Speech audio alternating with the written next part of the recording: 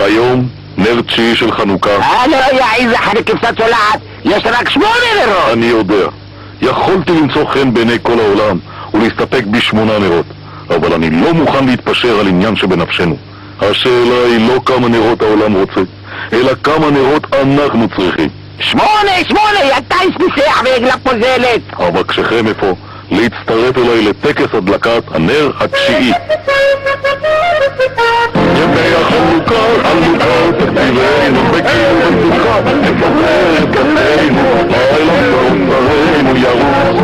יש לי הרגשה שהוא יגמור בחוץ, יצאו לי, יצאו חצו לי.